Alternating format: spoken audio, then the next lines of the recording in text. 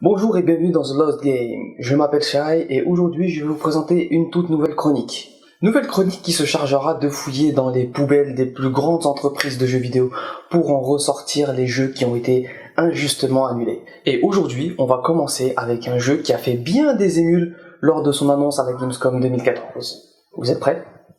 C'est parti!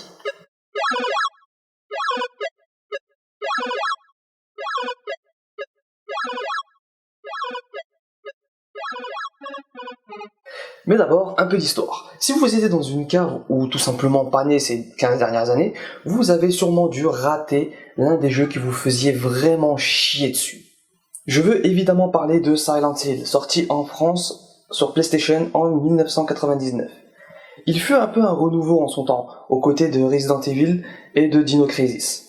D'ailleurs, c'est le seul jeu qui a réussi à me faire des cauchemars pendant des jours. Le jeu en lui-même s'inspire grandement de l'échelle de Jacob d'Adrian Lyne, sorti en novembre 90. La série elle-même comporte 8 épisodes, mais on n'aura pas le temps de tout parler, on va essentiellement parler du premier opus. Le gameplay du jeu est quasiment le même dans tous les opus. D'ailleurs, une des constantes de la saga est que vous aviez plusieurs fins débloquables. Il me semble que c'est le premier jeu sur PlayStation à pouvoir proposer ce type d'expérience. D'ailleurs, si je me trompe, n'hésitez pas à me le faire savoir dans les commentaires. Survival Horror oblige, il y avait une gestion de la vie et des items, ce qui rendait le jeu un peu plus dur. En gros, c'est le genre de jeu en hard, t'en chies quoi. Mais revenons à nos moutons. Durant la Gamescom en 2014, Hideo Kojima nous montre le trailer d'un jeu, qui est visible juste là, avec comme guest star Norman fucking Reedus et Guillermo del Toro à la réalisation. Vous imaginez un peu le truc? L'acteur le plus badass de The Walking Dead est Guillermo del Toro, qui est un super réalisateur. C'est clair, ça fait rêver. Et d'ailleurs, Kojima, dans la lancée, nous sort aussi un live trailer interactif, sous forme de démo d'ailleurs, qui s'appelle Pity. Qui est d'ailleurs, soit dit en passant, une vraie purge pour les gens comme moi qui n'aiment pas du tout les jeux d'horreur. Après plus d'1 million de téléchargements et un rapide passage au Tokyo Game Show, plus de nouvelles. C'est comme si le jeu avait disparu des méandres du temps. Jusqu'au 27 avril 2015, où on apprend que la démo Pity est retirée du PSN et que le jeu est tout simplement annulé. Génial, hein? Alors, comme je l'ai dit précédemment, je n'aime pas vraiment les jeux d'horreur, c'est pas vraiment ma came. Mais faut dire que j'ai fait Pity. Je l'ai fait en entier, je l'ai fini, et j'ai été hypé comme un fou à l'annonce de ce nouveau Silent Hill. Comme des milliers, voire des millions d'autres joueurs. Alors, pourquoi est-ce que Konami irait tout simplement annuler un jeu qui est attendu par des milliers, voire des millions de fans?